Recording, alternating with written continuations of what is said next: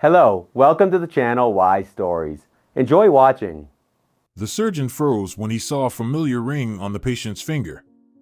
After asking just one question, he went cold. Ramon was sitting in the on-call room, drinking coffee and indifferently scrolling through the news feed on his phone. It was his shift tonight, from Monday to Tuesday. A generally quiet time, unlike the weekends. The nights from Friday to Saturday and Saturday to Sunday were a busy time for trauma surgeons. Sometimes it seemed to Ramon that some people felt invincible on the weekends, but today it was calm and peaceful. Only in the evening did a mother arrive with her child.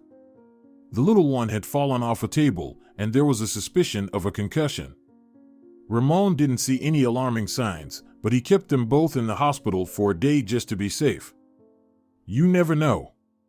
Ramon had been working as a surgeon for almost 20 years, counting his years in residency. At first, he felt fear, anxiety, and even panic at times when standing before the operating table with a sedated patient. But it didn't take long for Ramon to realize that this was his calling. His hands were strong and precise, and his eye was sharp. He also possessed the intuition that doctors desperately needed, which rarely let him down. Now Ramon was an experienced specialist with a solid track record and an impeccable reputation. Patients scheduled their surgeries with him 6 months in advance. He felt needed, in demand, irreplaceable. This certainly brought him joy and pride. And yet, the weight of responsibility for people's lives and health was a heavy burden. By his mature age, Ramon had acquired everything necessary for a man to be considered successful. A large apartment in the city center, an expensive car, a solid bank account. He traveled abroad twice a year and had been to many amazing places in the world. He could have taken more vacations, but work consumed a lot of his time. A job he loved, by the way. However, his personal life was not working out at all. His peers had already started families and were raising children.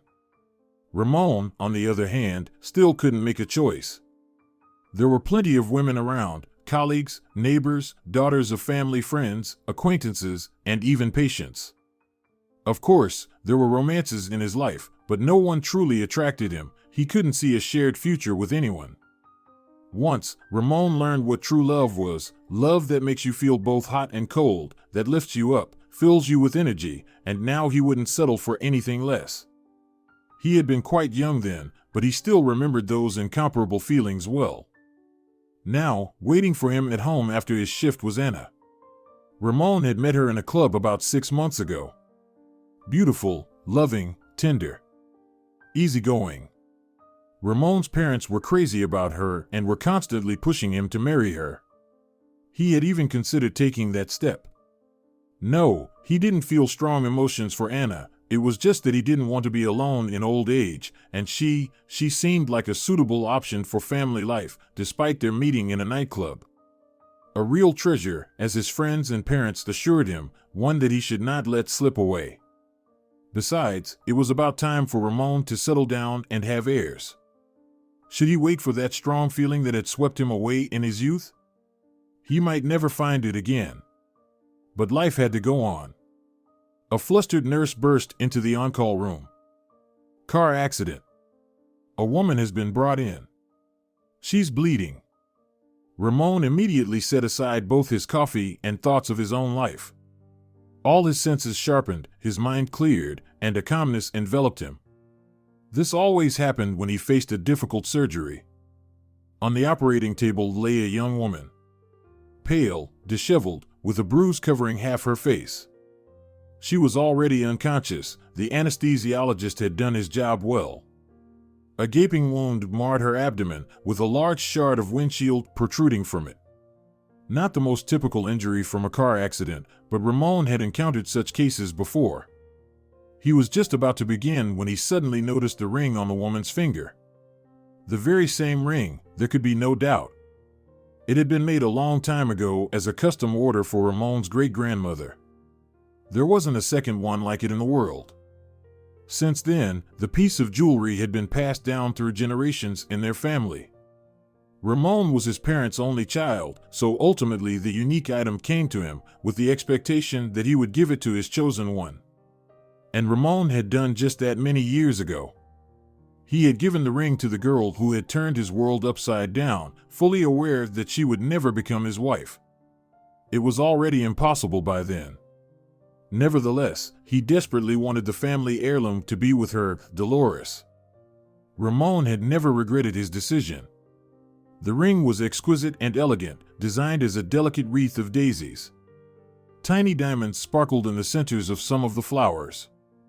A unique piece of jewelry with a rich history. How did it end up on the finger of this stranger? Ramon was 100% certain that Dolores would never part with the ring so easily. For one, it had captivated her when she first saw it. It had been slightly too big for her, so she had used a smaller ring to keep it from slipping off. And secondly, Dolores understood the significance of that ring to Ramon. She knew its history and certainly grasped the true value of the piece. And yet, the eternal wreath now adorned the finger of this woman caught in an accident. It seemed the new owner had resized the ring at a jeweler's so that it would fit her. Well, now was not the time for memories, reflections, and nostalgic excursions into the past. A person's life was at stake. The woman had already lost a lot of blood. She needed urgent help. Ramon performed the surgery brilliantly. He removed the glass, disinfected the wound, and addressed the internal injuries. The case turned out to be more severe than initially thought. The shards had damaged internal organs. But the experienced surgeon managed to handle it. The patient was taken to intensive care, and tomorrow she would regain consciousness, at which point Ramon would ask her about the ring. If all went well, he would ask right away. If not, he would wait until she was on the mend and find out later. In any case, she would tell him where she had gotten the piece. Surely the victim was acquainted with Dolores, or somehow connected to her. Finally, he might learn something about the girl who had influenced him so profoundly years ago. The patient recovered from surgery fairly quickly. Ramon carefully reviewed her file and found out that her name was Manila. She was the same age as Dolores. She had come to the city from Madrid on a business assignment and had been in the accident while heading to her hotel after a corporate banquet. It had been late at night on a nearly empty road. A car, driven by a drunken teenager trying to impress his friends, crashed into her taxi. Only Manila had been seriously injured in the collision. During the first examination, the woman was already trying to flirt with the handsome surgeon who had saved her life. A good sign. Her recovery was progressing well. Everything would be fine. Ramon transferred the patient from intensive care to a ward the very next day. For some reason, he still didn't dare to ask about the ring. Perhaps he was afraid. Afraid of the answer. This was unlike the decisive Ramon, but he understood that anything could happen. What if the truth turned out to be too terrifying? And only on the day of her discharge, when Manila entered his office for her paperwork, when the moment could no longer be postponed, did Ramon begin this conversation. I wanted to ask, where did you get that ring? This? The woman pointed to the elegant wreath. It's a unique piece. The only one of its kind. There aren't any more like it, they told me. I know. And I know the girl it belonged to. Only she could have given it to you, no one else would. You know Dolores?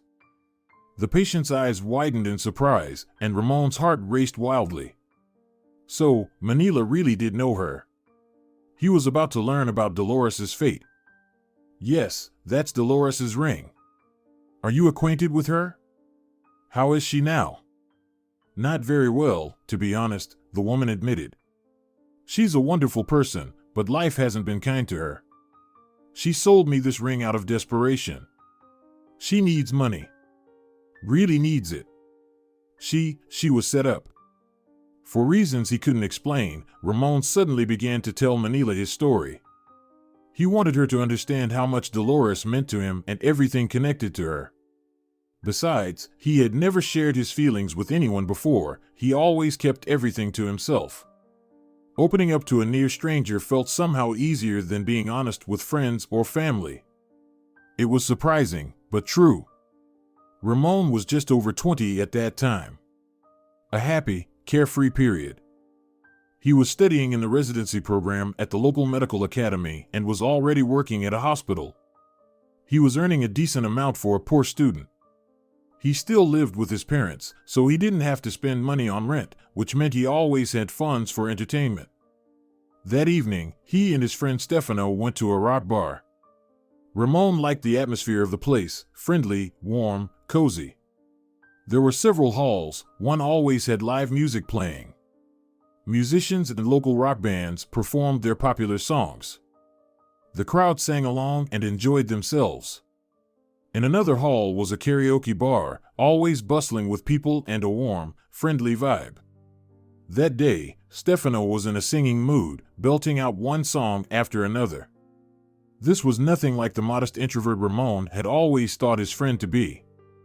The crowd cheered him on, singing along, which further inspired the guy.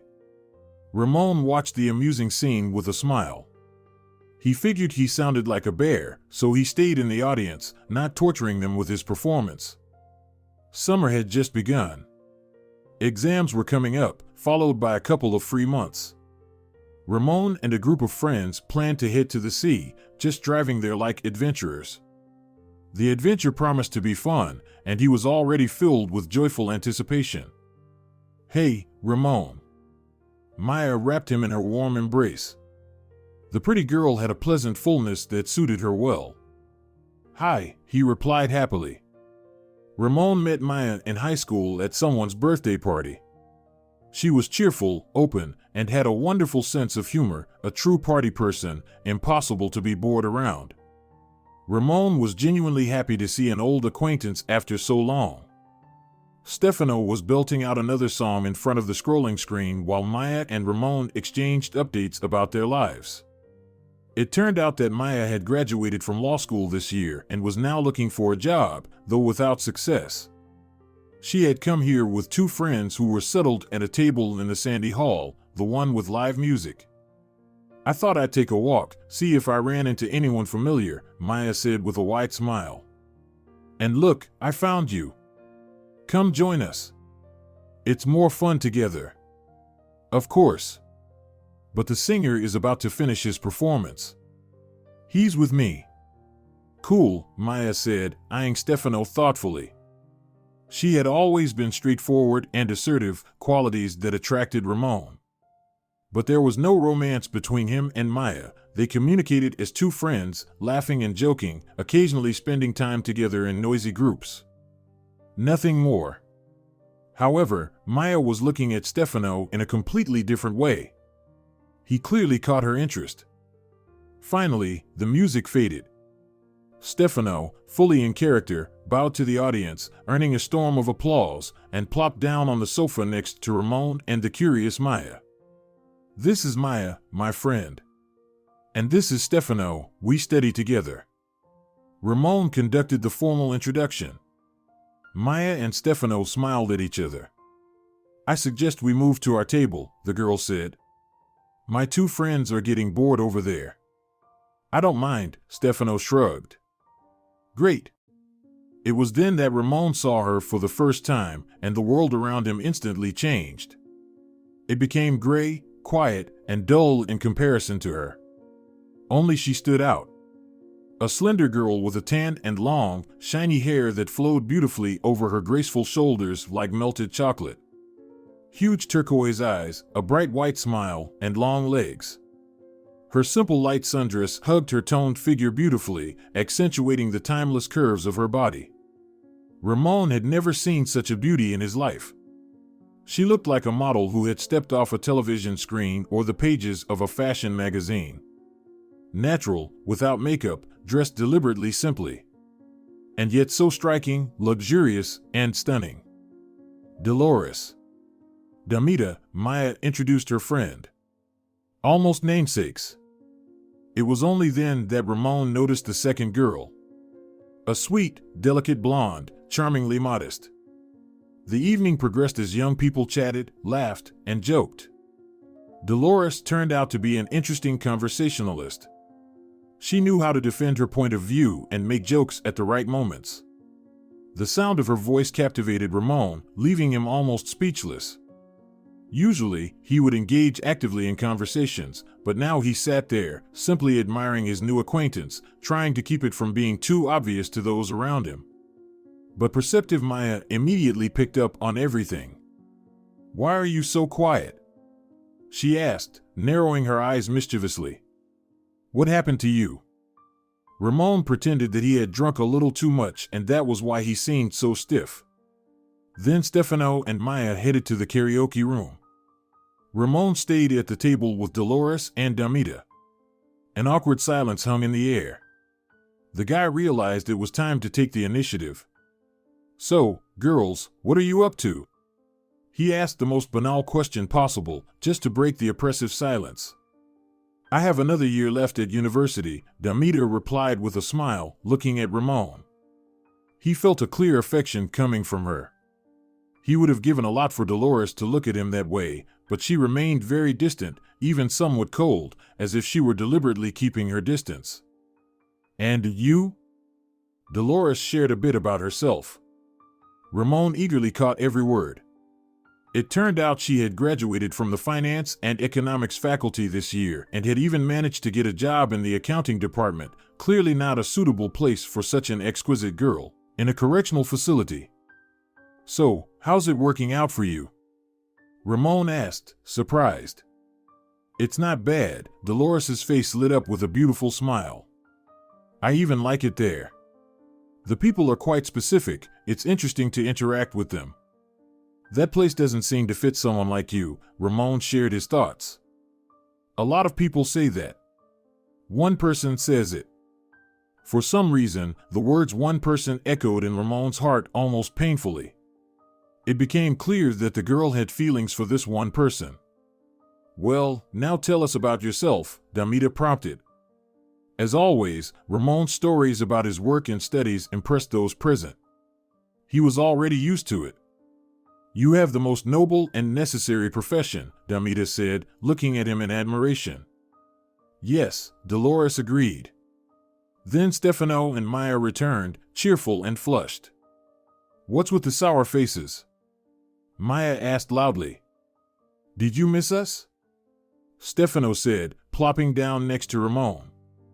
Talking to Maya was good for him. This girl had a way of putting others at ease. Then they started drinking. The guys weren't stingy with the wine, they had money thanks to their jobs at the hospital. Dolores drank little. Ramon noticed this all evening. The others were enjoying themselves more. Soon it became obvious that it was time for Damita to go home. "Oh dear, one of us has to call it a night," Maya said, shaking her head sadly as she looked at her friend. She sat there, propping her head up with her hands, her gaze wandering, a vacant smile on her face. Dolores immediately called a taxi for Damita, then called someone to let them know to expect her. For some, the evening stops being dull, Stefano joked awkwardly. His remark prompted a burst of laughter from Maya, a slight smile from Dolores, while Damita didn't react at all. "The taxi has arrived, I'll see her off," Dolores said, glancing at her phone screen. "I'll help," Ramon said, jumping to his feet. He wrapped an arm around Damita's waist, she joyfully clung to him with both hands and, despite her condition, began to flirt. Finally, Dolores and Ramon helped Damita into the taxi, and the car drove away, leaving them alone on the empty bar's porch. In the light of the street lamps, Dolores looked like a magical, mysterious fairy. Ramon caught himself admiring her once more. "It's nice. Fresh," she smiled, taking a deep breath. Yes, Ramon agreed. He had always loved the freshness of early mornings, and it was already approaching. Summer nights are short, and the sky was starting to lighten. The young people fell silent for a moment. "She's not always like this," Dolores suddenly said. "Damita, she's probably the most modest, quiet one among us, but here, she overdid it." "Who hasn't?" Ramon smiled, looking at Dolores. "I feel like dancing," the girl confessed suddenly. Those words became a call to action for Ramon. The desire of this beautiful girl was law to him. If she wanted to dance, he would find her a dance floor. But that meant they needed to go somewhere else. In the rock bar, everyone sang but didn't dance. How about we go to Vool? Ramon suggested. Isn't it too late? What time do they close? Ramon checked his phone. We still have a couple of hours. Great. Dolores's face lit up with genuine joy. Let's go. Stefano and Maya were thrilled by the idea. It turned out they also wanted to dance, but until Ramon and Dolores suggested going to the club, they hadn't even realized it. Ramon called a taxi, which took them to the entrance of the establishment. A familiar bouncer, a guy from Ramon's school, stood at the door. He gave his old acquaintance a high five and clapped him on the shoulder. That night, everyone around seemed like good friends. The club was, well, like a club. Crowded, stuffy, dark, loud, smoky. Ramon didn't like places like that, but he was willing to do anything for Dolores. The girls immediately rushed to the dance floor, while Ramon and Stefano sat down at the bar and silently admired Maya and Dolores dancing. Dolores's movements were mesmerizing. There was so much innate elegance and natural grace in them. She felt the music perfectly. For some reason, Dolores suddenly reminded Ramon of a mermaid, a beautiful, mysterious creature frolicking in the waves of a blue sea. She's a beauty, Stefano said, following Ramon's gaze. I've never seen anyone like her, the guy admitted.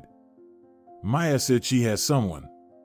She met him at work, in that correctional facility. Some kind of cop. The news didn't particularly upset Ramon. First, even if there was a guy, they probably hadn't been together long, so the chances were about even. Second, if it were a serious relationship, Dolores wouldn't be having fun all night on her own. Where was this prince from the correctional facility? Why wasn't he by her side? We'll figure it out, Ramon waved his hand nonchalantly. I see how you look at her, but you seem shy about it. I don't recognize you. Just go for it. Ramon didn't recognize himself either. Usually, he easily struck up conversations with girls. It was no problem for him to say that he liked someone, propose a meeting, or get a phone number, but here, he couldn't bring himself to tell Dolores about his feelings. What if she shot him down right away? What if she left him without a glimmer of hope? What then? He could take rejection from someone else easily, but not from her. No, he would have to be subtle. Ramon would charm Dolores. She would realize that being with him would make her happy, that he was ready to fulfill any of her whims, any desire, just to see a grateful smile on her beautiful face. But she was an unreal beauty. She must have been used to such attention since her youth. Look, even in the club, all the guys were staring at her, even those who came with girlfriends. It was clear that Ramon wouldn't be the only one, but that made it more interesting. Finally, the girls joined the guys, flushed, a bit disheveled, and even more charming for it. Dolores tied her long hair back, making the perfect features of her face even more noticeable. Ramon admired her new look for a few happy moments, as long as it felt appropriate, then had to look away to avoid making his new acquaintance uncomfortable. I'm getting bored here, Maya shouted, trying to be heard over the music. I think I'll go home, Dolores said. No! All three exclaimed in unison. Panic was evident in Ramon's voice. He wasn't ready to part with Dolores yet. He didn't even have her phone number, and they hadn't established contact. If she left now, they would remain mere acquaintances. How about karaoke? Ramon quickly suggested. I know a great place nearby, you'll like it. I'm up for anything except a hunger strike, Maya declared. And I really don't want this evening to end. Well, you're always like this, Dolores smiled. Okay, I'm not against it either. I'm definitely in, Stefano shrugged. We're in no hurry, tomorrow is a day off. The evening is truly lovely. Morning, Dolores corrected him, glancing at her elegant wristwatch. Oh, you buzzkill, Maya chided her friend affectionately. I'll call us a taxi, Ramon said. No, it's not far, let's just walk, Stefano countered. This idea turned out to be very good. The young people strolled through the empty streets of the city. The historic center, old lampposts, wide cobblestones, and sleeping low buildings designed by architects of bygone centuries. These structures looked nothing like the new houses, which were all identical. No, these had individuality, character, and history. In such areas, Ramon always felt as if he had traveled back in time. He enjoyed that feeling. The silence, the rapidly brightening but still gray sky with pale stars, the awakening nature, and the chirping of early birds, all seemed so beautiful, so magical. The morning coolness and freshness invigorated him. He didn't want to part ways at all. It just happened that the young people walked in pairs. It felt natural. Up ahead, Stefano and Maya chatted cheerfully, while Dolores and Ramon lagged slightly behind. They were silent, but the silence was no longer awkward. Both felt calm and relaxed in each other's company, as if they had known each other for 100 years. Ramon gathered his courage and took Dolores's hand. She didn't resist. On the contrary, she smiled encouragingly at him, as if he had finally done something she had wanted for a long time. They continued along the cobblestone road to the karaoke club, and Ramon wished that this road would never end. This was perhaps the most pleasant and romantic moment of their joyful night. You're very beautiful, Ramon said, looking at Dolores, and it came out easily and naturally. She simply smiled. She didn't reply. What was there to say? By the bar, a crowd had gathered, and a few police cars with flashing lights were parked nearby. Looks like there's some trouble, Stefano said, intrigued. Maya's eyes also sparkled with curiosity. Maybe we shouldn't go? Dolores suggested. I'd rather walk around the city some more. Ramon agreed with her, but Maya immediately protested. What are you talking about? Are you serious? It's interesting. And it was indeed interesting. Curiosity prevailed. In the crowd, Ramon and Stefano spotted some acquaintances. They informed the newcomers that there had been a fight at the club and someone had been seriously hurt. An ambulance had already been called. Ramon squeezed through the crowd toward the epicenter of the events. He saw a guy quickly turning pale, clearly having drunk way too much. He was sitting with his back against the building, right on the dusty asphalt. One of the legs of his light jeans was soaked with blood. It seemed the poor guy was about to lose consciousness. Ramon immediately realized he needed to act. He rushed toward the guy, wriggling out of the grasp of a police officer trying to stop him. It's okay. He's a doctor, Ramon heard Stefano's voice behind him. He knows what he's doing. As it usually happened in such moments, Ramon felt a surge of strength and confidence, and his mind cleared. He pulled a set of keys from his pocket, which had a keychain shaped like a pocket knife. A small, flimsy object, but it was enough to slit the leg of the pale guy. Ramon's eyes were met with a deep wound. It looked like a stab. Dark, thick blood was gushing from the cut. Judging by the external signs, a vein had been hit. Just a little more, and the blood loss would become critical, and then the guy wouldn't be saved. All that was needed was to apply a tourniquet until the ambulance arrived. Why hadn't anyone around thought of that? With a decisive movement, Ramon tore a strip of fabric from the injured guy's jeans and skillfully and deftly tied an improvised bandage in the right place. Even first-year students know how to apply a pressure bandage. Then he asked the onlookers for a pen or pencil. Someone handed him a marker, and Ramon finished the procedure by writing the time the tourniquet was applied in big numbers directly on the guy's arm. That's how it's done. There you go, he'll live, he confidently informed the crowd, which was watching his every move closely. But the opinion of only one person present mattered to him, Dolores. The girl looked at him with undisguised admiration. In her eyes, he clearly looked like a hero. How nice that felt. Ramon felt a warm wave wash over him. He would have given a lot to have Dolores look at him like that. Well done. You saved the guy, someone patted Ramon on the shoulder. With approving looks from those around him, he approached his friends.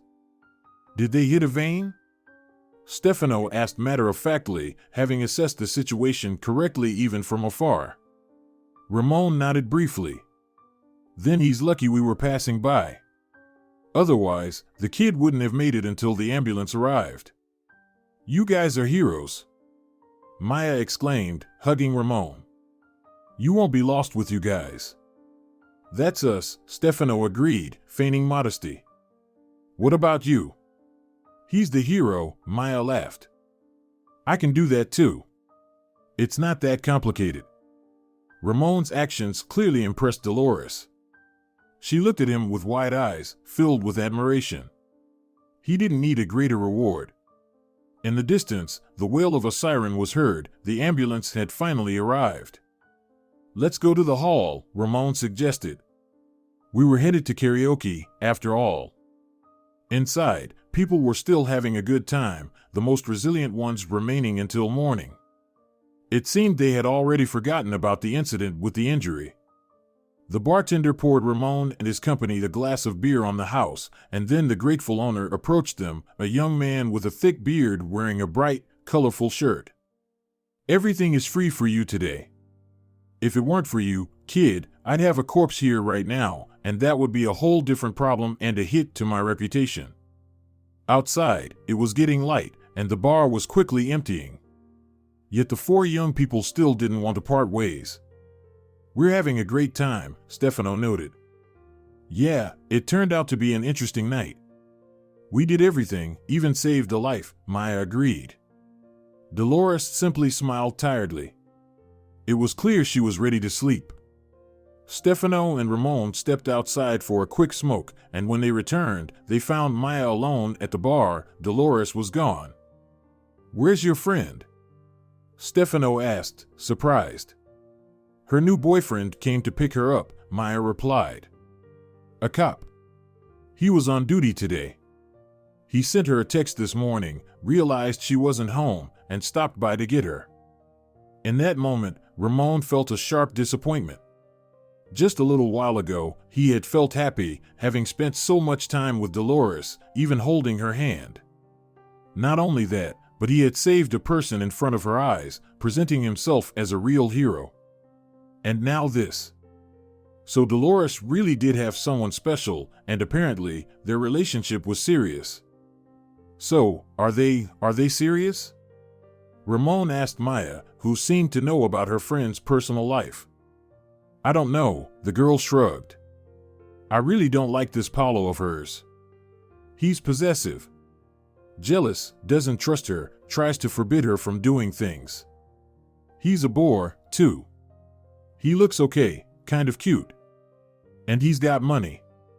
But I wouldn't be able to stand being with such a suffocating person for even a day. Ramon nodded. Stefano suggested they take a walk to the river and swim, away from the bridge where there were people.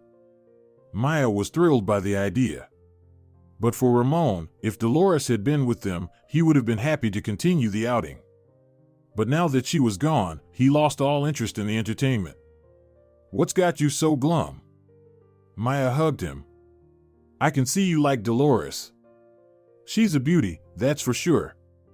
Maybe she'll realize what a jerk Paulo is. I can see through people, trust me.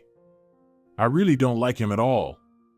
Me neither, Ramon said, having never even seen Paulo. I don't like him at all.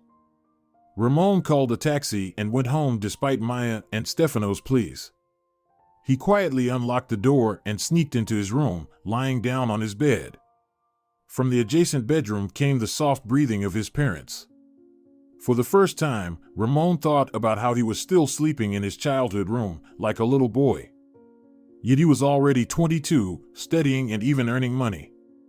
Most of his friends still lived with their parents, so he hadn't thought much about it before. He didn't feel all that grown up either. Or maybe he was still that boy who wasn't quite worthy of a girl like Dolores. Paulo was older, drove his own car, lived in an apartment. That unfamiliar man could give Dolores much more than he, and in turn still finding his feet. No, he wouldn't give up on her so easily. No one had ever stirred such strong feelings in him. And as Ramon suspected, no one likely ever would again. He would fight for his happiness. With that decision made, he felt better and fell asleep. The next day, Ramon found Dolores's page on social media. It was easy, she was, of course, friends with Maya. He spent a long time admiring her photos. She really was stunning in any circumstance. Whether in a crisp white blouse after an exam, in short shorts and a tank top with friends at the dacha, or at home in a long t-shirt with a fat cat in her arms. Ramon was particularly interested in the fresh photos where Dolores was posing in some gym. She was with Damita, who had left earlier, and another girl. Ramon zoomed in on the image to read the name of the gym reflected in the mirror behind the girls. Citrus Fitness Center. It seemed Dolores worked out there. Well, now Ramon knew how to orchestrate a seemingly chance encounter with her. For several evenings in a row, putting aside all his tasks and hobbies, Ramon sat in wait. He settled in a gazebo near the fitness center, where he had a clear view of the entrance. The guy was waiting for Dolores. It was important for him to understand on which days and at what time she showed up. The first evening of surveillance was fruitless. But on the next occasion, she appeared, Dolores, Damita, and a third unfamiliar friend. Chatting cheerfully, they fluttered through the doors of the fitness center. Even from a distance, Ramon felt a wave of electricity wash over him when he saw her. Goosebumps ran down his back and arms, and blood rushed to his cheeks. What a reaction! Soon, he figured out Dolores's workout schedule, Tuesday, Thursday, and Friday by 8 p.m. Ramon bought a membership for that same time. So, on the upcoming Tuesday, Ramon was finally working diligently on the treadmill, as it was a machine that allowed him to keep an eye on the entrance to the gym. At last, she appeared. To Ramon's delight, Dolores had come alone that day, without her usual companions. She looked a bit detached, maybe even sad. She plugged in her headphones and headed deeper into the gym. Ramon took a few deep breaths, gathered his courage, and went after her. Dolores genuinely brightened at their encounter, joy lighting up her eyes. The sadness and melancholy seemed to vanish. What a coincidence! She exclaimed, surprised. A chance meeting. Ramon smiled to himself. A chance meeting? Coincidence? If only she knew about his investigation on social media and his nearly week-long vigil at the gym's entrance. Ramon and Dolores began meeting at the gym regularly. They talked, laughed, joked, and discussed a wide range of topics. Sometimes after their workouts, they would stop by a nearby ice cream cafe, often accompanied by Damita and Irene, who almost always accompanied Dolores. Ramon immediately fell into the friend zone. There were no hints of romance like during their first meeting. He remembered their walk to the karaoke bar when he held Dolores's hand. She hadn't minded at the time. On the contrary, she seemed happy and at peace. Those were very pleasant moments. Back then, it seemed that anything was possible, that they would definitely be together, and Ramon would do everything to make her happy. But their interactions at the gym had no romantic undertones. Dolores clearly liked Ramon, but she treated him like a friend or classmate from university. Sometimes, after their workouts, he would come to pick her up, Paolo. Tall, polished, stylish. He arrived in an expensive car, waiting with his elbow out the window and fiddling with his dark sunglasses. He looked like a man who owned the world and acted accordingly. He treated Dolores with a sort of condescension, almost possessively. At the sight of Paolo, Dolores's cheerfulness and radiance seemed to fade. She became serious, collected, and somehow more mature, unnatural. Ramon often wanted to talk to her about these relationships, to learn about her feelings for Paolo, to ask if she was happy. But those were too personal questions. Ramon felt he had no right to ask them, not yet. He planned to speak to Dolores, to confess, to share what he felt when he was with her. But he understood that this could signify the end of their relationship. Even these friendly meetings and heartfelt conversations were far better than nothing. And so he remained silent, continuing to play the role of a good friend, someone with whom it was fun to joke, discuss neutral topics, and even gossip a little. Ramon dreamed. He constantly dreamed that everything would change soon and was content with what he had. The main thing was that he was close to her. Dolores clearly liked him. She enjoyed being with him. Perhaps, in time, everything would resolve itself. Dolores would tire of that arrogant, polished Paulo. But in the end, things didn't turn out as Ramon had hoped. Of course, everything, as always, went off the rails. It was a regular training session. Paulo was on duty, so he didn't pick up his lady love that evening, which allowed Ramon to walk through the park in the pleasant company of Dolores and her friends. The girls were chatting cheerfully, discussing the new instructor. Ramon made timely jokes that elicited laughter from the friends.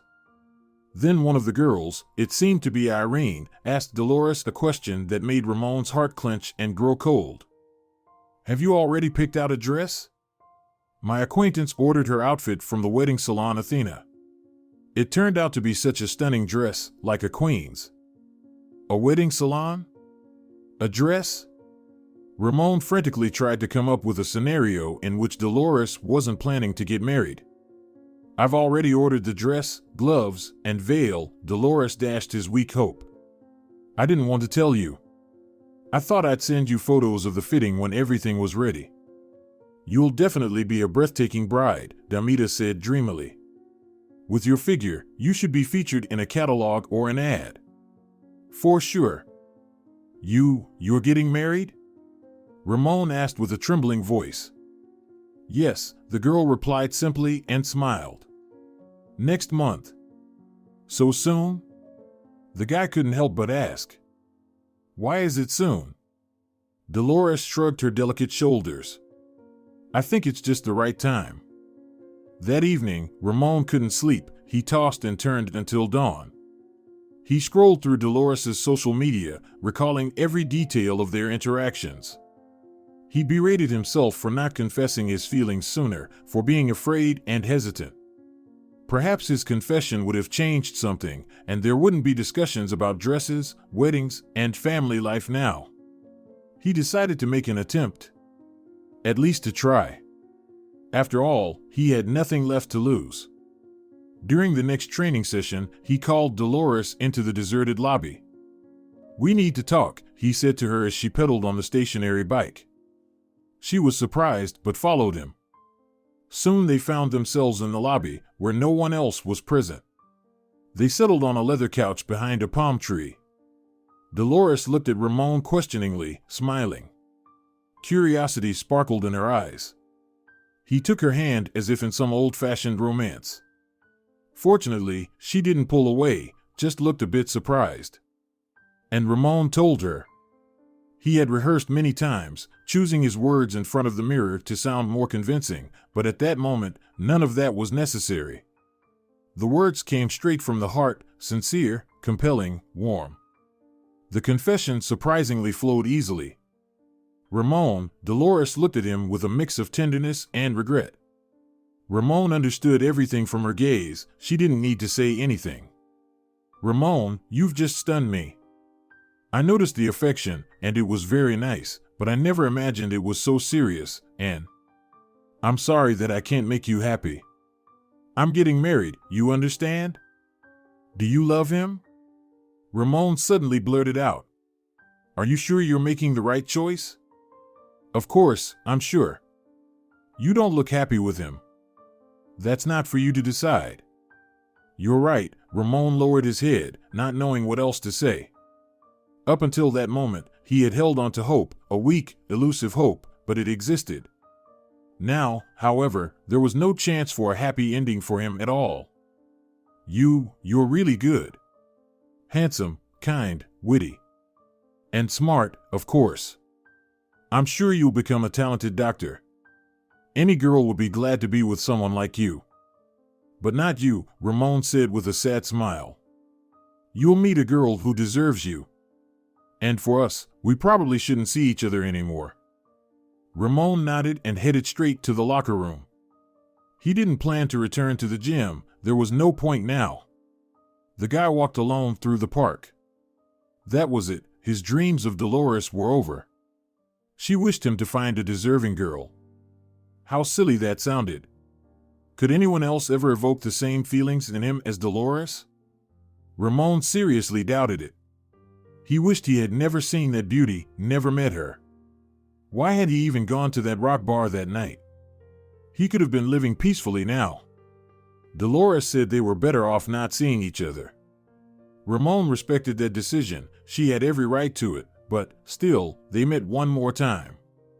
He thought long and hard about it and decided he should leave something as a memento for the amazing girl who had turned his world upside down and made him a completely different person. And of course, it had to be a ring. The very ring in the form of a delicate eternal wreath that his mother had given him on his coming of age, saying it was meant for the one whom Ramon would truly love, the most important woman in his life.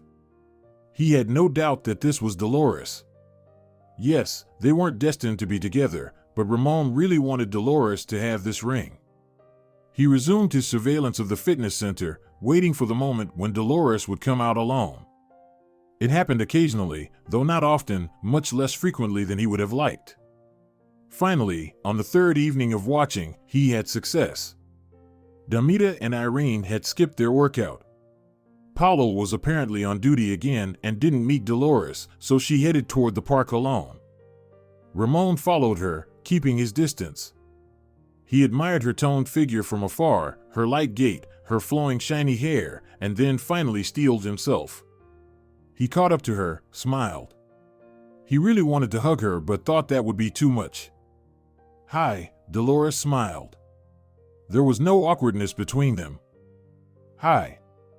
Don't worry, I'm not stalking you. I'm not afraid. You're not that kind of guy, it's obvious. I understand everything. You're getting married and all that, but I really ask you to accept this gift from me. I want you to have this ring. I can't. It's so precious. It feels strange." Ramon saw the admiration in Dolores' eyes as she looked at the ring. She clearly liked it very much. Without saying a word, he took her delicate hand in his and slid the family heirloom onto her index finger. It turned out to be a bit loose. After a moment's thought, she removed a thin silver ring from her other hand and placed it over the wreath, securely fixing the piece of jewelry. "Thank you. It's just incredible. I've never seen anything like it. There aren't any more like it. I was told to give it to the girl I love. That's you. So it definitely belongs to you and no one else." "Thank you," Dolores repeated, admiring the ring. "I'll wear it all the time. I hope you won't regret this gesture." Ramon smiled. Now Dolores had a memento of him. At least that. "And one more thing. Know that if anything happens, if you need any help, just reach out to me. Call, text, come by. Anything. I'll be happy to help." "Okay," Dolores smiled. "You're very, very good." They walked a bit further along the road in silence, and then Dolores turned toward the bus stop. Her bus was just approaching, so she quickened her pace. Ramon watched her until she disappeared through the sliding doors. And that was it. Life went on as usual. Ramon no longer went to the fitness center, but he monitored Dolores' social media page almost every day. However, there was nothing new, no photos, no videos, no posts. Ramon studied, worked, gained experience, and gradually settled into his profession. He realized that surgery was definitely his calling. The young guy received praise and encouragement from experienced colleagues who said he was going to make a great doctor. Of course, that made him happy, but thoughts of Dolores still haunted him. Despite his busy schedule and the abundance of experiences and changes in his life, he tried to imagine how she was doing now. Questions spun in his head. For example, was she happy? Was her husband treating her well? Did Dolores wear his ring? Did she think of him at least sometimes? One day, about 6 months after his last meeting with Dolores, Ramon ran into Maya at a bar. As always, she was cheerful, a bit tipsy, and very, very lively. She threw her arms around her old acquaintance. "How are you?" she asked. "I heard you're becoming a talented surgeon. I'm proud of you." "Yeah, just working slowly," Ramon replied evasively. He was glad to see her. Maya was a bright and cheerful person, a true friend. Moreover, she surely knew something about Dolores's life. They chatted for a bit about random topics, and then Ramon finally asked the question he was curious about. "I was just waiting for you to ask," Maya smirked. "She's doing fine. They got married, and then Paulo was transferred to the capital, so they both moved away. I've even visited them there. Their apartment is amazing. The view from the window is gorgeous. Is Dolores happy? Probably. How could she not be? It's hard to be sad in such an apartment. She found a good job in the capital. Paulo's relatives helped her out. So everything's great for her. And how's her husband? He seemed a bit unpleasant to me." "You know, I think so too. He's not a great guy. Full of himself, too self-absorbed. I think Dolores deserves better." "Does she regret getting married?" "Who knows now," Maya said thoughtfully. "Maybe she likes that kind of treatment. Protective. You know, she never had a father, and now there's Paulo. He's all grown up, confident, strong. She probably takes the restrictions he puts on her as care. And she doesn't even want to listen to me." "Restrictions?" "Yeah. Who she can talk to, what to wear, where to go. Even where to work. Dolores insists it's because he loves her so much and is worried about her. Well, I don't know. Sounds like patriarchy and the Middle Ages," Ramon summarized. "That's what I thought too. But the main thing is that Dolores is fine with it. She's always been like that. If things aren't to her liking, she'll just leave and not look back. If they're living together, it means she likes it." Then, after a while, Maya moved to the capital as well. There was no one left to find out about Dolores's fate. Life spun and turned, almost 20 years passed unnoticed. Ramon thought about Dolores every day, but now it was more like a dream or fantasy, without any hopes or plans. The image of that girl influenced Ramon's life. He compared all his acquaintances to Dolores, and none of them measured up to the ideal. This somewhat hindered him from forming serious relationships. It was hard to settle for anything less than the all-consuming feelings he had experienced in his youth. Stefano knew Ramon's secret. He and no one else. "You've idealized her," Stefano often told his friend. "Made up a fantasy. You just don't want to get married, so you invented a reason, a platonic, unrequited love. So you're not just a surgeon, but also a psychologist?" "Well, why not? Every doctor should be a bit of a psychologist. They told us that in our first year." But Ramon knew Stefano was wrong. Dolores truly had become the love of his life, even though they had only known each other for a few months. It didn't matter. The feelings, the emotions, the energy were what counted. And so many years passed, and suddenly Ramon unexpectedly saw a ring. The very ring on the finger of a patient. On the finger of Manila, who was sitting across from him now. A complete stranger to whom Ramon had shared his story, and she turned out to be the perfect listener. She didn't interrupt, attentively catching every word, sometimes smiling or sighing sadly. After such a revelation, Manila would surely tell him where she got that ring. The woman was clearly familiar with Dolores, and something had happened to Dolores. She likely needed help. "We're colleagues," Manila finally spoke. "We work at the same company. She started with us not long ago. And by the way, this isn't her only job. Dolores manages a few small firms on the side. I don't know when she ever rests. Or if she does at all. Dolores has gotten herself into a very difficult situation." Ramon tuned in. Dolores was in trouble. He would definitely go to help her soon, But right now, he needed to gather as much information as possible about the situation to know what he was dealing with and understand where to look for Dolores in this vast city. The woman shared that she and Dolores quickly became close. They were of the same age, had similar work responsibilities, and had a lot in common: favorite movies, dishes, and even fashion styles. Most importantly, both had experienced unsuccessful marriages. With different consequences, but still. She's a really good, bright person. Always ready to help and encourage. It's a shame she encountered such a scoundrel as her ex-husband.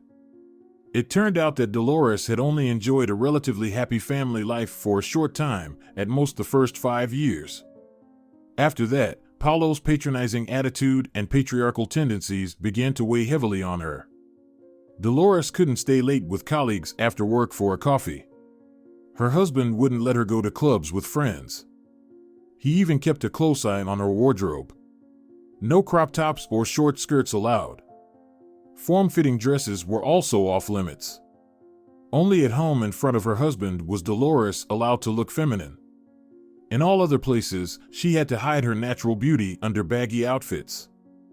Dolores told me that once she tried to stand up to her husband, Manila continued. But in response, she heard a barrage of hurtful insults. The worst part was that she decided some of them were completely true.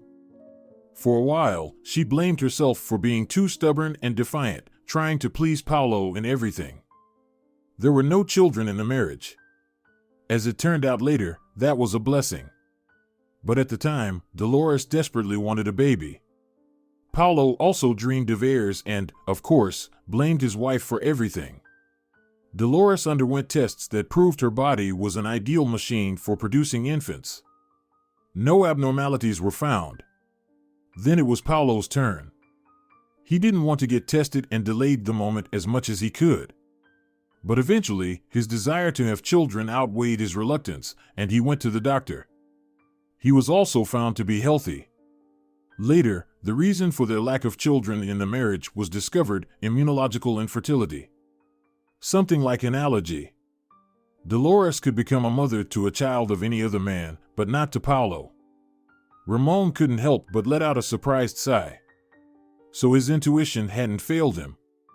It seemed he wasn't wrong in thinking that Dolores and Paulo weren't suited for each other. This was evident even on a physiological level. Dolores insisted on adoption. She wanted to give warmth and care to a beloved child. But Paulo remained adamant. He didn't want someone else's children, end of story. During Manila's story, Ramon wondered why Dolores hadn't left Paulo. Why did she tolerate such treatment? According to Maya, she wasn't the kind of person who puts up with what she didn't like. Apparently, at that moment, Paulo had managed to break her. He had convinced her that she was at fault and that no one needed her but him. People like that have many names today. The couple continued to live together. From the outside, they appeared to be an ideal family. They socialized with friends, went on vacations, renovated their home, and changed cars. But they always met with Paulo's friends, and Dolores was forced to interact with their wives. And she didn't like them, the storyteller exclaimed indignantly. It was clear she genuinely cared for her friend. She couldn't stand them. They were all older, had known each other for a long time, and completely lacked a sense of humor. When Dolores tried to make jokes, those ladies looked at her as if she were insane. Plus, they constantly criticized her, trying to stab her with remarks. They were probably jealous, I think. Dolores is a beauty. I'm sure their husbands were eyeing her, and those bitter women were furious and tried to get back at her in any way they could. Dolores asked Paulo to stop these meetings, suggesting he go to barbecues without her, explaining how difficult it was for her to be around women who clearly hated her. But Paulo responded with outrage, accusing his wife of being withdrawn and uncommunicative. He even accused her of disrespecting him, her own husband. They were completely wrong for each other. I saw him once after they divorced. Paulo stopped by our office for Dolores to sign something for him. I can't imagine what she saw in him at all. Ramon nodded in agreement. Manila had noticed the same thing that he had many years ago. So they lived like that for a long time. Dolores endured her husband's insults, followed his rules, and tried not to argue with him. Perhaps she even loved him in her own way. What else could explain such long suffering?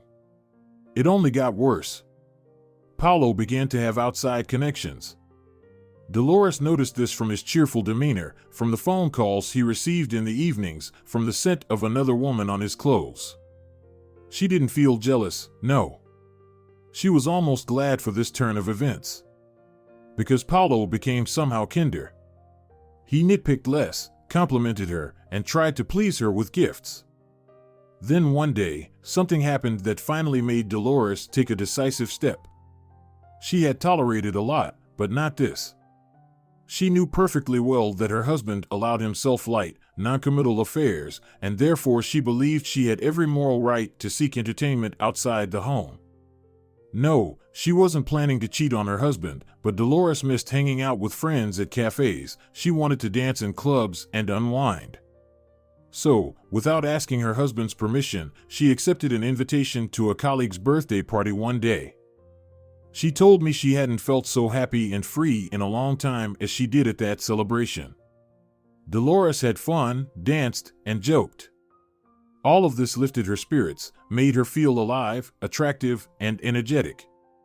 Dolores lost track of time and forgot about her mobile phone, buried under a pile of various items in her handbag.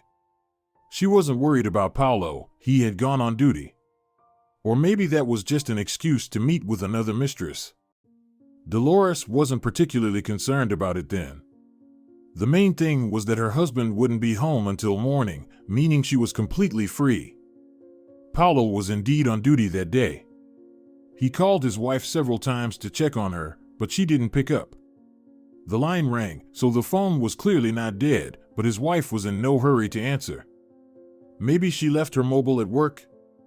That scatterbrain would do something like that. It had happened before. More than once. By morning, Paulo returned home to an empty apartment. Dolores clearly hadn't spent the night there. The bed was neatly made, just like in the morning. Dolores had simply lost track of time. She was having so much fun, feeling so good for the first time in a long while, that she didn't pay attention to the hours and minutes. The birthday party had been a great success. She realized it was morning, and not even that early, when she picked up her phone. She was just about to call a taxi. At home, she was met by an enraged husband. Dolores tried to explain that she had been at a colleague's birthday party. She hadn't told her husband about the gathering only because she knew he would be against it. But she desperately needed to relax, unwind, and have fun. She hadn't had that in so long. Of course, Dolores understood that Paulo would be furious. She expected accusations, insults, threats, but she could never have imagined such a reaction from him. Paulo hit her. A backhand. Across the cheek. For the first time. So hard that Dolores flew against the wall and hit her shoulder. The man's eyes burned with insane fury. Dolores told me then that she was scared. That she had never felt so afraid for her life. Paulo looked like a man capable of anything. He approached her, grabbed her by the hair, yanked her to her feet, and then hit her again. This time with a fist. Right in the stomach. The woman gasped from the wave of pain, but the fear was much stronger. After that, Paulo threw a few insulting words at his wife and disappeared into the living room. He slammed the door so hard that plaster fell from the ceiling and the glass in the windows rattled.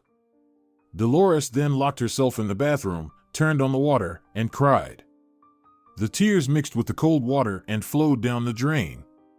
The woman clearly realized that she could no longer live with Paulo. Listening to this, Ramon clenched his fists in powerless rage, digging his nails into his skin. For a long time afterward, deep marks remained on his palms. How dared Paulo lay a hand on the fragile, defenseless, radiant Dolores? More than anything, Ramon wanted to confront that monster face to face. He knew that meeting would happen. It had to happen. And the scoundrel would get what he deserved. Meanwhile, Manila continued her story. Dolores slipped out of the bathroom, quickly packed a backpack with essentials, remembered to grab her documents, and left. She simply walked away into nowhere, just to get far from the savage beast who had been her husband for so many years. Dolores called her friend Maya, who had been living in the capital for a long time. Maya gasped and sighed as she heard Dolores' story, scolding Paulo, whom she had never liked, and most importantly, she offered a temporary solution to the housing problem. She handed over the keys to her in-law's summer house. They spent most of the year abroad, so the house was empty during that time. Why not let Dolores stay there? It wasn't too far from the city. So Dolores moved into the summer house. Here, she felt good and at peace. For the first time in a long while, she did what she wanted and when she wanted. She was her own master. The nature and surrounding landscapes aided her emotional healing. Of course, Paulo called her, asking for forgiveness, pleading for her to return, and blaming himself. Then, when that tactic didn't work, he resorted to threats, warning her that she wouldn't get off easy if she didn't come to her senses. Dolores filed for divorce. When Paulo found out, he was enraged. Now he waited for her after work, sometimes with a bouquet of flowers, looking pathetic and remorseful, sometimes with threats and accusations. He didn't want to let Dolores go. He apparently still loved her in his own way, but she, after what had happened, she could no longer be around her husband. Paulo did everything he could to drag out the divorce process, never showing up in court and often flying abroad on supposed urgent business. Only later did Dolores understand what all of this was about. She knew full well that their apartment and both cars belonged to Paulo and wouldn't be given to her. Her husband had always earned significantly more, so she considered it fair that any acquired property was registered in his parents' names. Dolores hadn't cared about this at the time. It didn't bother her now. She would leave with what she came with. She immediately returned the car that her husband had once given her for her birthday. He had presented it to her but registered it in his mother's name, explaining that it would be cheaper since his mother was no longer working and qualified for benefits. It was sad to part with the little car, which had faithfully served her for so many years, but there was nothing to be done. In exchange, Dolores bought a used old foreign car to get to work from the summer house. She understood that after the divorce, she would be left with nothing and considered it an acceptable price for freedom and peace. But she was unprepared for the treachery Paulo had in store for her. In court, it turned out that Paulo had taken out a large consumer loan amounting to several $100,000. This sum would have been enough for another apartment in the capital, not a small one either. And by law, this enormous debt was now to be divided equally between the spouses. There was no jointly acquired property, but this loan was considered common family property. Paulo looked at Dolores with a predatory smile then. He had won. His wife had managed to slip away from his influence, but now she would spend her entire life working to pay off this debt, while only he would benefit from the money. What a despicable act. Dolores told me she was still glad. She felt relief after the trial. He had called her. He called again, trying to persuade her to come back, convincing her that it was the only way to escape the financial trap. He promised to behave more restrained in the future. But she, of course, she refused. When Dolores was telling me this story, a smile played on her face. It was clear that she felt immense relief at no longer being the wife of that tyrant. But her misfortunes didn't end there. Paulo had burdened Dolores with half of his huge debt. She calculated that if her income didn't change, she would have to pay off the loan until the end of her working life, remaining tied to her now ex-husband by obligations until old age. No way, Dolores didn't want such a fate for herself. So, she found a job that paid better. That's where she met Manila. Still, the money wasn't enough. Dolores wanted to pay off Paulo as quickly as possible, so in addition to her main job, she took on several small firms, managing their accounting, preparing declarations, and filing reports. She was working herself to the bone. But strangely enough, she looked happy. She said that freedom and peace were worth it. And once, she even told me she was glad for how things turned out because she realized she was capable of more. Capable of earning good money. Ramon smiled. This was very much like the Dolores he knew.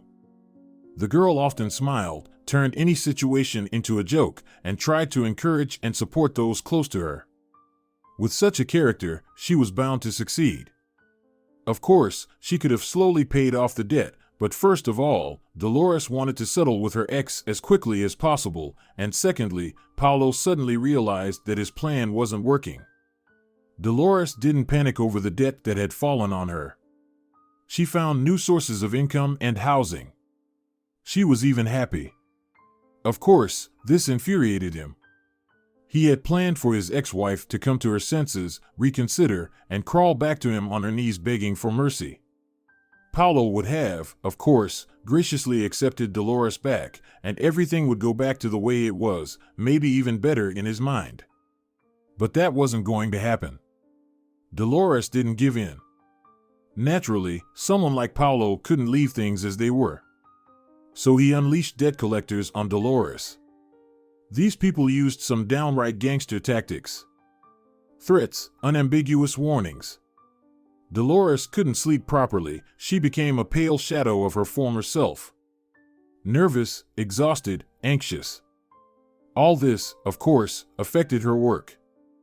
I felt so sorry for her during that time. I saw how hard it was for Dolores, but what could I do to help her besides offering words of support? I was struggling alone after my divorce with your children, with money being tight. It seemed like her friend Maya, a fellow countrywoman of Dolores, had given her some amount, but that only silenced the collectors for a short time. Soon, they became active again. And then Dolores began to sell her few belongings. Jewelry, the mink coat that Paulo had once gifted her and which she had never worn. Finally, it came to her ring. An elegant, incredibly beautiful ring that she never took off. There was clearly an interesting story connected to it, but Dolores didn't elaborate much. Yet her smile when looking at the ring said a lot. Manila knew how much that unique piece of jewelry meant to Dolores. She understood it wasn't just an ordinary ring, it was special. So, the woman was all the more surprised when Dolores shared her plans with her. She was planning to pawn it.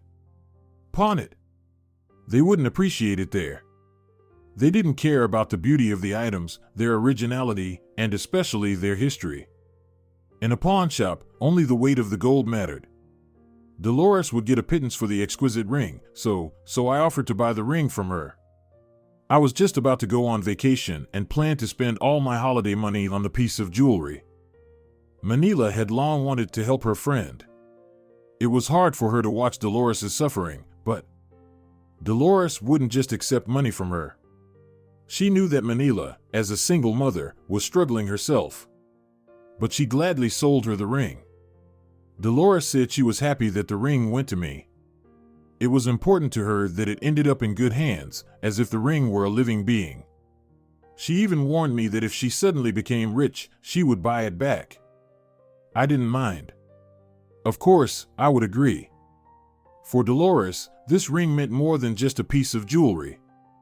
And now, finally, I heard the story of this beautiful item. Of course, the ring should still belong to Dolores. Ramon asked Manila for her card number. Without asking unnecessary questions, she recited the digits, and even before her phone chirped in her bag to notify her of the transfer, she took off the ring and handed it to Ramon. Well, there isn't much more to tell. Dolores has been living for a couple of years now in the summer house of Maya's in-laws. They hardly ever come back from abroad and probably won't return. She works multiple jobs, gets tired, and often denies herself things. But she feels quite happy and content with her life. She meets with friends, enjoys the little things, and breathes deeply. She pays her loan installments on time, so the collectors have backed off. Although it's tough for her to gather the necessary amount by the end of the month, she takes on any side jobs. But she manages. Just to spite Paulo. For a while, Paulo wanted to win back his runaway wife. It was unlikely that it was about strong feelings, rather, it was a matter of principle. How could someone dare to leave him? To abandon him? To betray him? But it was difficult for him to reach Dolores. He never imagined his ex-wife could do this. She found housing and picked up side jobs. She seemed to him softer, unfit for life, someone easy to manipulate. Over the years of marriage, he had never understood the woman who had been by his side all that time. Periodically, Paulo reminded Dolores of himself, calling her, even meeting her sometimes after work. He tried to appear as a civilized person, feigning emotional suffering, but Dolores saw right through her ex-husband. It disgusted her to hear his voice, to be near him. She couldn't understand how she had lived with him for so long. About a year later, Paulo remarried to a very young girl who had come to conquer the capital from the provinces. Dolores mentally pitied the new wife and wished her happiness and good luck. In a marriage with someone like him, she would need all of that. But even after becoming a family man again, Paulo didn't loosen his grip. He still tried to control Dolores. He called her, reminded her about the debt. Occasionally, he resorted to insults. But now, his ex-wife had a way to deal with his rudeness. She simply hit the reject button the moment the conversation turned unconstructive. This infuriated Paulo and fueled his desire to take revenge on Dolores. But what could he do beyond what he had already done? Once, Dolores had charmed Paulo's self-confidence and his somewhat patronizing attitude. Back then, it seemed like he was a stone wall behind which she could hide from any troubles and problems. Paulo appeared to be as reliable as a rock, smart, authoritative, promising, and strong. With him, Dolores felt like a delicate princess from a fairy tale.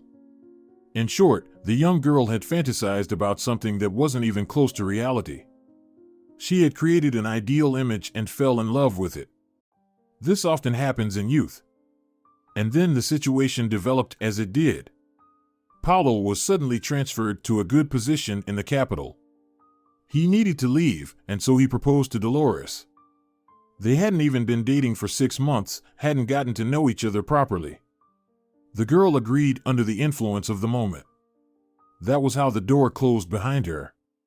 Of course, it didn't take long for Dolores to notice Paulo's flaws, but by then she was the wife of this man and tried to justify her husband's behavior with his love for her, his desire to take care of the woman he loved, the pressures of a high position, and his strong character.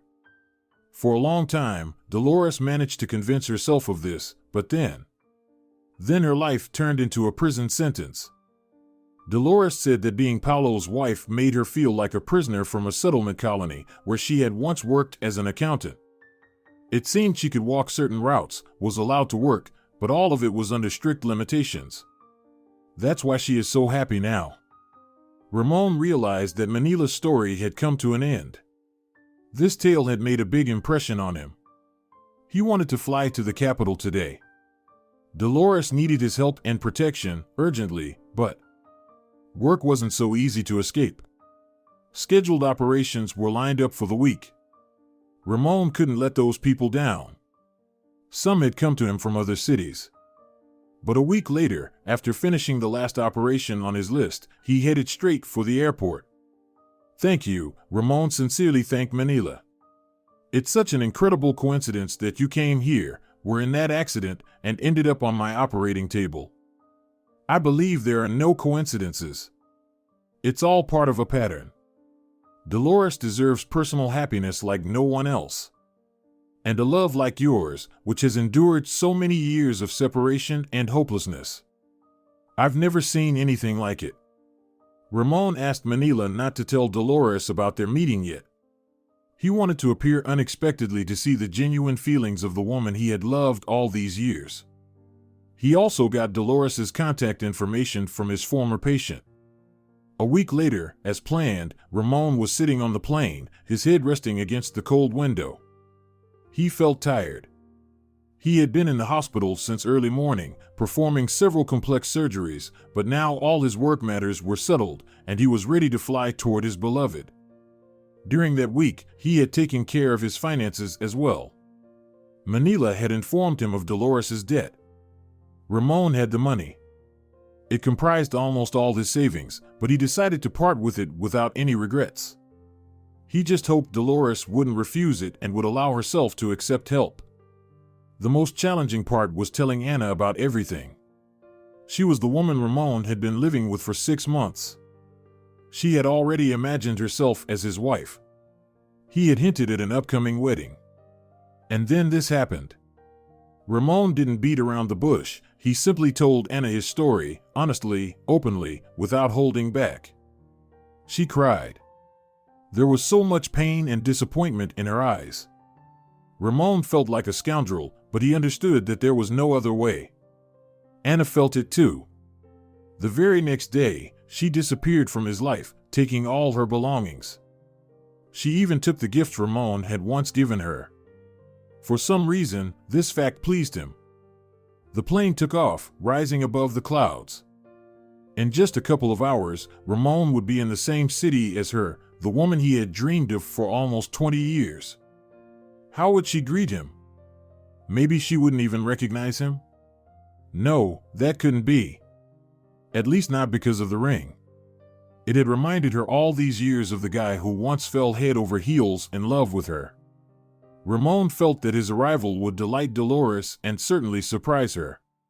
He couldn't wait to see a happy smile on her beautiful face. Why? Why hadn't Dolores called him in her time of need? He had warned her back in the park during their last meeting, asking her to reach out to him with any problem or question. Ramon would have never let Dolores suffer.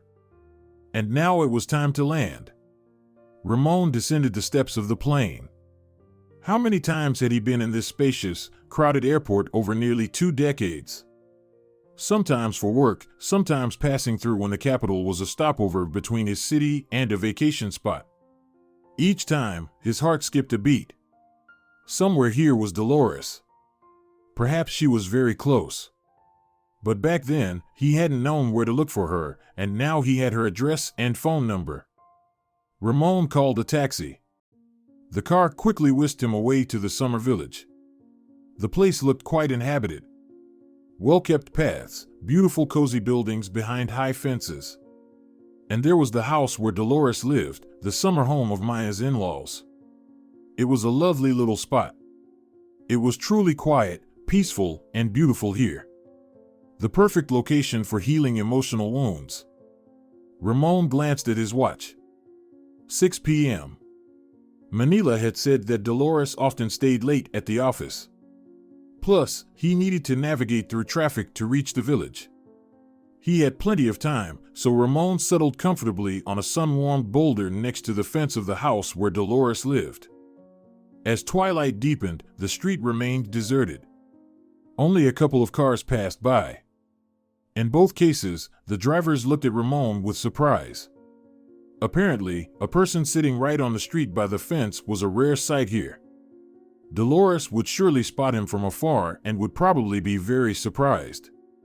Or even scared. After pondering this for a while, Ramon decided to step aside and settled behind a nearby structure. From there, he could see Dolores's gate well. Several hours passed. Finally, at the end of the street, a car appeared. With an instinctive feeling, Ramon realized it was her. And indeed, the car stopped in front of the very house. The driver's door opened, and Dolores stepped out of the car. Ramon couldn't help but gasp, his heart raced, and his palms went cold. Just like back when they were both just over 20. Of course, Dolores had changed, but she remained beautiful, striking, breathtaking. Tall, slender, graceful, though a bit too pale. And those dark circles under her eyes. It was clear that the situation with her ex-husband and his debts was taking its toll on her. Ramon emerged from his hiding place. Dolores was fiddling with the lock and hadn't noticed him yet. He slowly approached and stood behind her. The man frantically thought, trying to find the right words to start a conversation when she suddenly sensed someone's presence and turned around sharply. Dolores's eyes widened in surprise. A mix of astonishment, recognition, and joy flickered across her face. That same charming smile illuminated her features, warming Ramon's heart. "I can't believe it. Is it really you?" It is, Ramon nodded with a smile. This is impossible. I thought so too at first, but then I realized it was meant to happen. Dolores was the first to embrace her old friend. Ramon stroked her shoulders, her silky hair, her narrow, supple back, unable to believe his happiness. She not only recognized him, she was genuinely glad to see him.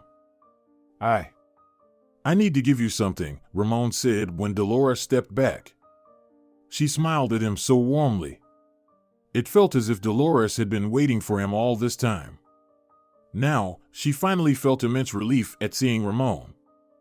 And what is it? Curiosity flashed in her eyes. Here. Ramon extended his palm, where the very ring gleamed in the rays of the setting sun. It can't be. Dolores looked puzzled, bewildered, yet very happy. She gladly accepted the ring and slipped it onto her finger. Just like back then, the decoration was a bit too large for her. Manila had to resize it to fit. And Dolores, just as she had done in the park 20 years ago, pressed the wreath against her other ring. You have to tell me the whole story right now, Dolores demanded, letting Ramon through the gate. It's not a quick tale, the man warned. That's fine. I'm in no hurry. I have plenty of time. And I definitely won't be letting you go anytime soon. And Ramon thought about how they truly had a lot of time for each other now and that everything would be all right. Everything would be just as it should be, as they both deserved. If you're enjoying it as well, leave a like and subscribe to the channel.